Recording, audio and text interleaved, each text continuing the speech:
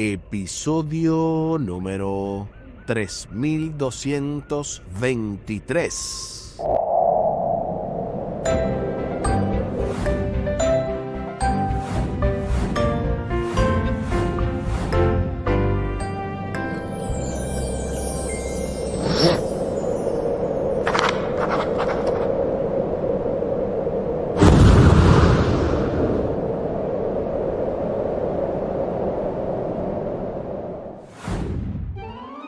Saludos y bendiciones, esto es Estudio Sistemático de la Biblia. Por la gracia de Dios y solo por la gracia de Dios estamos alcanzando ya el cierre de esta impactante, poderosa y súper especial lección número 11, Apostasía e Intercesión, con el texto a memorizar de Éxodo capítulo 32, versículos 31 y 32.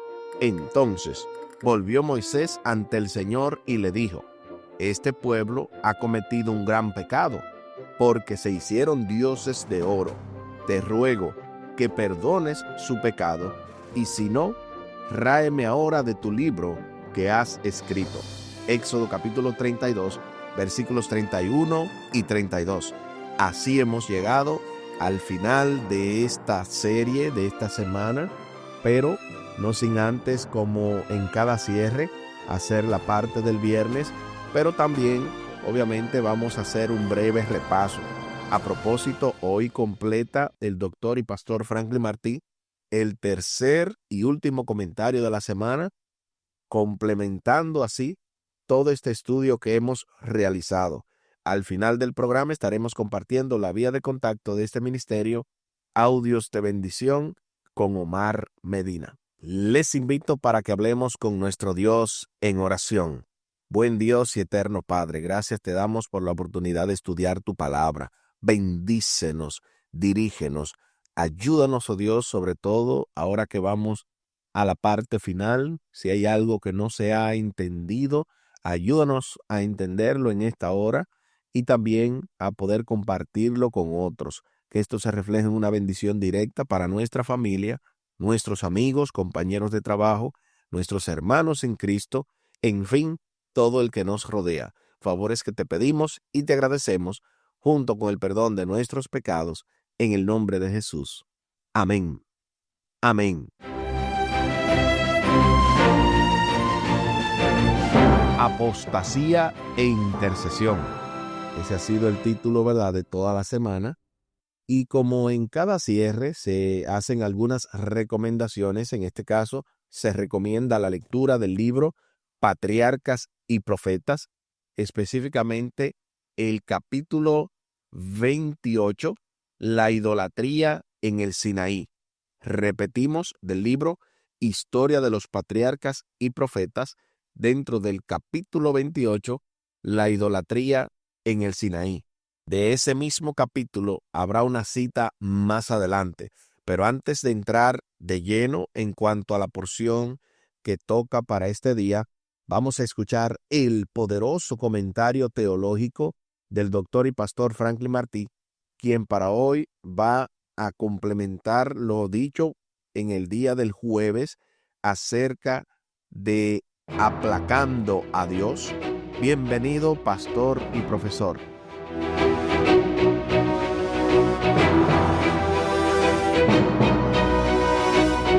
Éxodo capítulo 32, versículo 30. La última frase ha sido traducida de diferentes maneras. Por ejemplo, en la Reina Valera del 2015 dice: quizá le aplacaré acerca de vuestro pecado. La Reina Valera actualizada del 2015 también la traduce: quizá yo pueda hacer expiación por su pecado. Esta forma de traducir de la Reina Valera, quizá le aplacaré acerca de vuestro pecado, es un poco problemática por el sentido de que a Dios no se le aplaca. Se aplacaban los ídolos de las naciones, se aplacaban los dioses que circundaban a las naciones de Israel. Cuando había una hambruna, una sequía, una matanza, mucha muerte, derrota por la guerra, algo parecido, pues los dirigentes religiosos de esas naciones le decían al pueblo que los dioses estaban airados con el pueblo por lo que estaba sucediendo, que para aplacarlo había que traer una ofrenda de sangre, o sea, una ofrenda que se pudiera ver la sangre. De ahí que muchas veces esto conllevaba sacrificios de seres humanos y especialmente de niños. Dios no actúa de esta manera. A Dios no se le aplaca por varias razones. Primero, cuando el pueblo de Israel llevaba una ofrenda al santuario o un cordero, esta ofrenda era un símbolo, no una realidad de algo más grande. Esta ofrenda simbolizaba a Jesucristo. La sangre que derramaba el cordero simbolizaba la sangre que Jesús derramaría en su muerte. Lo segundo es, el pueblo no provee el cordero. Dios es quien lo provee. De ahí que cuando hablamos de aplacar, en el aplacamiento es el pueblo quien ofrece a los dioses. Pero en este caso Dios ha provisto el cordero con las muchas bendiciones que le ha dado al pueblo. Y segundo, cuando decimos al fin de cuentas que Dios es quien trae el cordero o Dios es quien ofrece el cordero, estamos hablando de Jesucristo como el cordero de Dios que quita el pecado del mundo, dándole cumplimiento a ese gran plan de redención que fue establecido desde antes de la fundación del mundo. Tercero, los dioses de las naciones circunvecinas a Israel eran aplacadas con estas ofrendas porque los dirigentes religiosos lo decían así. Sin embargo, con Jehová era diferente. Dios decide si acepta o no acepta la ofrenda, porque Dios no actúa de acuerdo a los dioses paganos que tienen ojos pero no ven, oídos pero no oyen, boca pero no hablan, pies pero no caminan, manos pero no palpan, etcétera, etcétera. En este caso, Dios hace una decisión consciente, concienzuda, de aceptar o no aceptar la ofrenda. Y nosotros sabemos que en este caso Dios lo que toma en cuenta es el arrepentimiento sincero, el arrepentimiento de las personas. Los dioses paganos no tienen nada que ver con arrepentimiento. Los dioses paganos tienen que ver con manipulación. De ahí que en la Reina Valera actualizada diga, quizás yo pueda hacer expiación por su pecado, y en el folleto de Escuela Sabática se traduce diciendo quizás consiga el perdón de su pecado. Es que todo lo que tiene que ver con el ofrecer una ofrenda a Dios está basado en un cambio de la persona. Dios no es quien cambia, quien debe cambiar es la persona.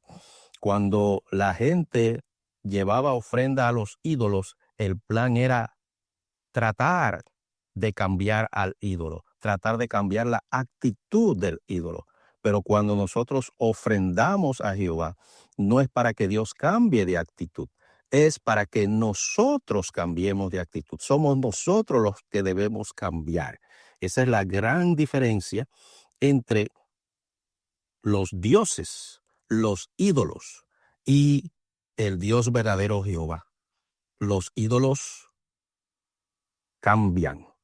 Nosotros los manipulamos, pero seguimos iguales. Dios no cambia.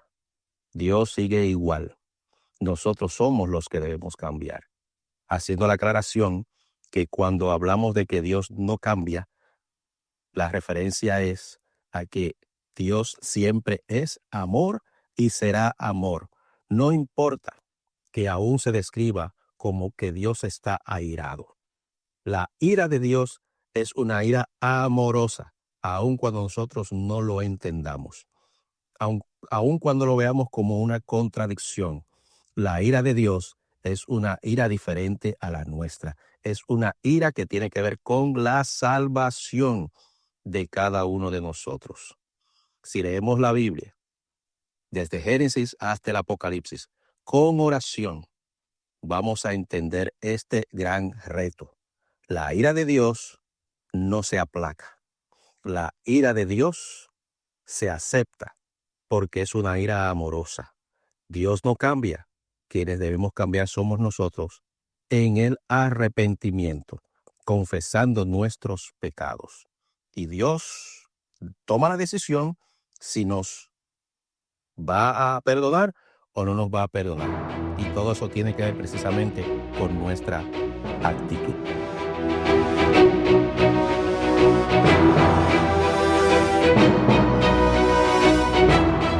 Gloria a Dios, muchísimas gracias por este tremendo comentario. Lo que se aplacaban efectivamente eran los dioses paganos, porque como usted bien señala, el cordero que se llevaba era un símbolo de la sangre de Cristo. Dios es el que provee el cordero. Las ofrendas eran para los dioses paganos aplacarse en las naciones vecinas, mientras que a Dios nadie puede sugestionarlo. Dios no es el que cambia, sino la persona. El Dios verdadero no cambia, son los ídolos quienes son manejados, y el ser humano es quien debe cambiar con la ofrenda presentada. La ira de Dios está enfocada en la salvación. Esta ira no se aplaca, se acepta y debemos confesar nuestros pecados. Y Dios es quien decide de acuerdo a nuestro genuino arrepentimiento. Excelente, doctor, por este comentario tan interesante. La lección de esta semana presenta un enfoque especial acerca de la obra de Dios en los creyentes. De hecho, Efesios capítulo 3 y el versículo 20 nos señala que el Señor puede hacer en nosotros infinitamente más que todo cuanto pedimos o entendemos. No debemos centrarnos en nosotros mismos y gratificar nuestros deseos personales, porque esto conduce a la idolatría. De hecho, hay un autor o una persona, un orador, diría, que dice que es un error nosotros hacer lo que nos da la gana, porque si nosotros hacemos siempre lo que nos da la gana, entonces somos esclavos de las ganas. En ese sentido, somos idólatras de las ganas, porque, como bien señala el autor de esta lección, el hecho de gratificarnos a nosotros mismos todo el tiempo conduce a la idolatría. Por el contrario, nuestra atención debe centrarse en Dios y en su poder, ya que Él da la fuerza que conduce a una nueva y victoriosa vida en el Señor. Como bien habíamos mencionado también al principio del programa, compartimos la cita que se encuentra dentro del capítulo 28 del libro Patriarcas y Profetas, titulado La idolatría en el Sinaí. Repetimos, en el libro Patriarcas y Profetas, dentro del capítulo 28, la idolatría en el Sinaí. Noten lo que dice esta poderosa cita. El amor, no menos que la justicia, exigía que este pecado fuera castigado. Dios es protector y soberano de su pueblo. Destruye a los que insisten en la rebelión, para que no lleven a otros a la ruina. Al perdonar la vida a Caín, Dios había demostrado al universo cuál sería el resultado si se permitiera que el pecado quedara impune. La influencia que por medio de su vida y su ejemplo él ejerció exigió la destrucción de todo el mundo por el diluvio. Cuanto más tiempo vivían los hombres, tanto más corruptos se tornaban. Así también habría sucedido con la apostasía del Sinaí si la transgresión no se hubiera castigado con presteza. Se habrían visto nuevamente los mismos resultados. Del libro Historia de los Patriarcas y Profetas, dentro del capítulo 28, la idolatría en el Sinaí. Y con una cita como esa, no debemos al menos mencionar algunas partes y es, número uno, que Dios nunca ha dejado ningún pecado impune, porque Él siempre se ha entregado en ese sentido como garantía del pecado. Dios es protector y soberano de su pueblo, como bien dice la cita, y destruye a los que insten o a los que quieren mantener esa rebelión. Lo hizo con el mundo antediluviano, como bien señala, pero también lo hizo con Caín. Y donde quiera que se ha levantado la apostasía, el Señor la ha cortado. O sea, Dios no va con eso. Lo interesante es que Él promete cumplir con el pago del pecado y efectivamente lo hizo para poder así no, en ese sentido, perdonar la iniquidad, pero sí perdonar al pecador, que son dos cosas diferentes. Yo creo que había mencionado eso, que Dios en un sentido amplio nunca perdona el pecado, pero perdona al pecador, porque Él paga la deuda. Él no es como el policía que ve que una persona famosa, él le da el ticket, pero luego que ve que es esa persona, entonces lo rompe. Dios todo lo contrario. Si ve que la persona cometió el pecado, en ese caso, el policía, ¿qué debía hacer? Si fuera como Dios, debía él mismo pagar la deuda, él mismo hacer el ticket, no romperlo, sino ir a pagarlo, como en este caso lo hizo Dios. Dios no rompió los requerimientos, no hizo que el pecado fuera lícito, sino más bien cargó sobre sí el pecado, y por eso habla de este asunto de que nunca se ha permitido la apostasía. Lo mismo pasó en el Sinaí y lo mismo pasa hoy. Pasando a las preguntas para ir al breve repaso, la primera pregunta nos reflexiona en la pregunta que aparece al final del estudio del lunes. ¿De qué manera podemos rendir culto a la creación en lugar de adorar al Creador? ¿Cómo podemos ser buenos administradores del planeta y proteger el medio ambiente sin adorarlo o convertirlo en un ídolo en sí mismo? Recuerden que en ese día nosotros habíamos mencionado que hay diferentes maneras de nosotros, como seres humanos, adorar la creación en vez del creador. Y yo mencioné que una de ellas puede ser a nosotros mismos, puede ser a nuestra familia, puede ser un trabajo, puede ser cualquier cosa. Lo interesante es que recordemos que todas esas cosas, el trabajo, la familia, nuestra vida, todo eso pertenece a Dios. Reconociendo a Dios siempre, reconociendo su derecho de autor, podemos, en ese sentido, no caer en la idolatría. Recordar que todas esas bendiciones materiales, que todas las cosas que vemos son creadas por Dios.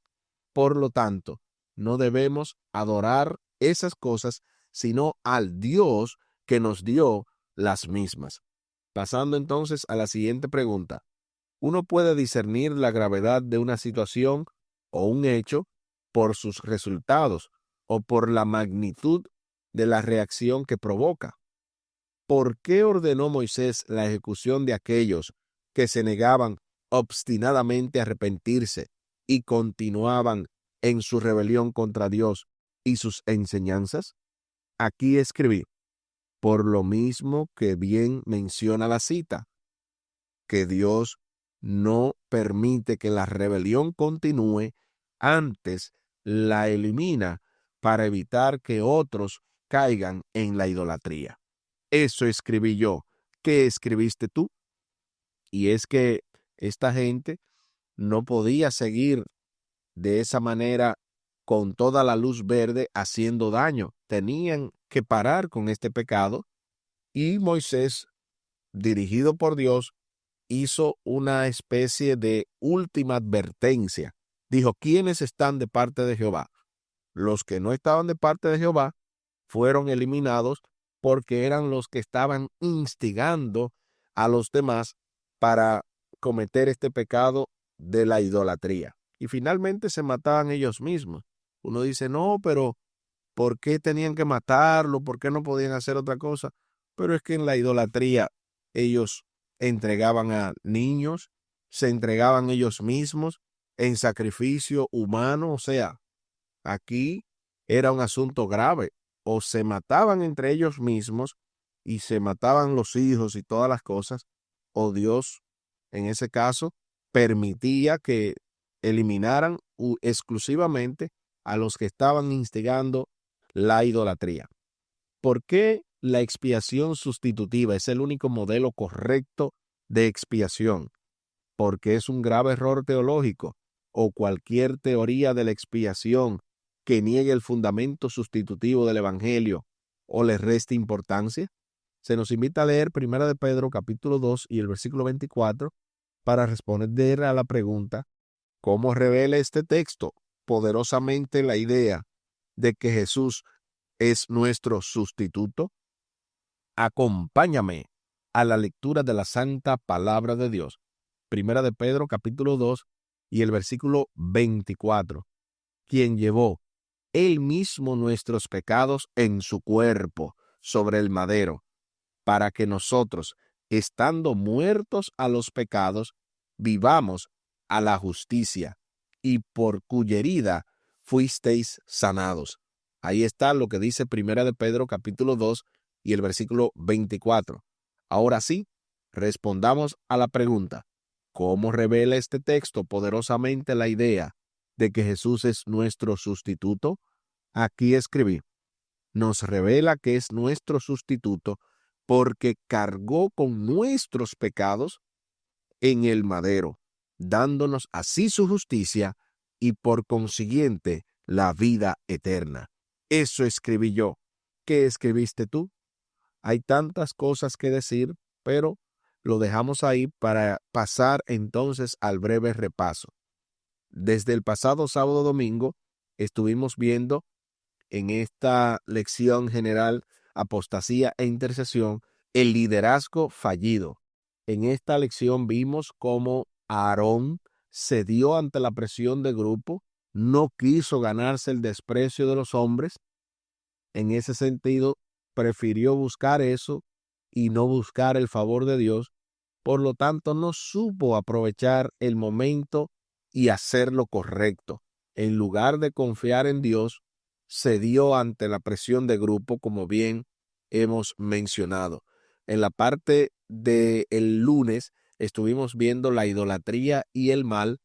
Ahí vimos entonces la reacción, cómo Moisés en ese sentido tomó cartas sobre el asunto y de inmediato Dios lo envió para que éste tuviera cuidado de lo que estaba pasando. En la parte del martes estuvimos viendo corrompiéndose a sí mismos.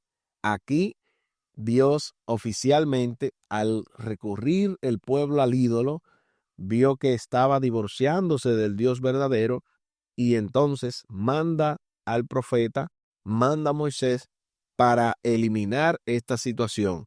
Lo interesante es que la idolatría consiste en rendir culto a algo que sustituye a Dios, a sabiendas que eso es incorrecto. Y eso mismo era lo que estaba haciendo el pueblo, y Dios tomó cartas sobre el asunto. En la parte del miércoles estuvimos viendo la justa ira de Dios, y aquí vimos la reacción de Moisés, no solamente de parte de Dios, sino que ya Moisés trata de interceder por el pueblo. Eso nos lleva entonces a la parte del jueves, intercesión, donde vemos lo lejos que fue Moisés en su oración intercesora, que fue el texto para memorizar, donde Moisés pide que se raiga su nombre del libro, si no se va a perdonar al pueblo. En ese sentido, estuvo dispuesto a morir por el pueblo, y habíamos mencionado que esto es una especie de ilustración de Cristo, porque Cristo fue el que llevó el pecado, y habíamos mencionado entre varios textos que Isaías capítulo 53 y el versículo 4 dice que Jesús fue el que llevó nuestras enfermedades, pero en el versículo 6 habló que Jehová cargó en él el pecado. De esa manera ilustrábamos la idea de que quien finalmente es el que paga la deuda es Dios. No es Moisés, no es ningún cordero, no es ningún símbolo, sino Dios. En ese sentido, va de la mano con lo que decía el doctor Martí, de que los dioses eran aplacados, pero Dios no, porque Dios, en su infinito amor, siempre ha estado dispuesto a proveer el medio por el cual el hombre ha de ser salvo, por lo cual no tenemos en ningún momento que dudar de que, aunque Moisés hizo un buen trabajo en la intercesión, pero finalmente era Dios quien quería perdonar y siempre quiere perdonar a su pueblo. Aquí el tiempo se acabó.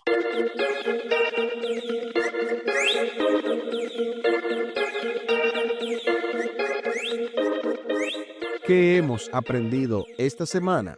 Hemos aprendido que la apostasía fue algo real, el pueblo se dio en desbandada con el becerro de oro, pero vino la intercesión de parte de Moisés y de parte del mismo Dios, quien es el que finalmente desea perdonar a su pueblo. Y en ese sentido, estuvimos viendo todos estos detalles de cómo el Señor hizo que el pueblo pudiera finalmente ser perdonado y de esa manera pudiera continuar su viaje a la tierra prometida. Les invito para que hablemos con nuestro Dios en oración. Buen Dios y eterno Padre, gracias te damos por este estudio tan importante.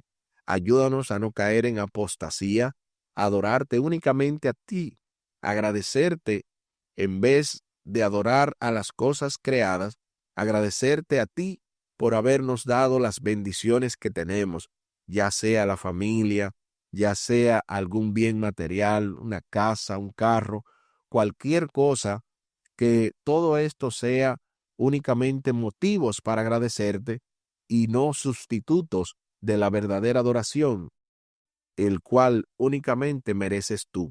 Ayúdanos, oh Dios, a vivir vidas consecuentes de los que hemos sido salvos por tu gracia y por tu amor, y en ese sentido también vivir como tú nos mandas. Favores que te pedimos y te agradecemos por los méritos sagrados de Cristo Jesús. Amén. Amén. Espere con la ayuda de nuestro Dios para la semana próxima, Dios mediante, lección número 12, Te ruego que me muestres tu gloria.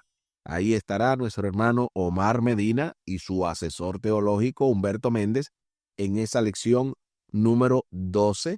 Su servidor y el doctor y pastor Franklin Martí retornaremos con la ayuda del Señor en la lección número 13, el tabernáculo. Esta semana hemos abordado la lección número 11, apostasía e intercesión, con el texto a memorizar de Éxodo capítulo 32, versículos 31 y 32. Entonces volvió Moisés ante el Señor y le dijo: Este pueblo ha cometido un gran pecado, porque se hicieron dioses de oro. Te ruego que perdones su pecado, y si no, ráeme ahora de tu libro que has escrito. Éxodo capítulo 32, versículos 31 y 32. Y tal y como lo habíamos mencionado al principio del programa, compartimos la vía de contacto de este ministerio, Audios de Bendición con Omar Medina. Lo pueden hacer vía WhatsApp al +1 484 838 8989. Repetimos, +1 484 838 8989. También pueden hacerlo con su servidor vía WhatsApp al +1 484 599 2831. Repetimos, +1 484 599 2831. Muchísimas gracias por la fina gentileza de la atención dispensada. Estuvo con ustedes Tomás Polanco. Un día más para la esperanza, un día menos para el dolor. Que Dios les bendiga. Ánimo contra el miedo. Hay amor y paz en Cristo Jesús.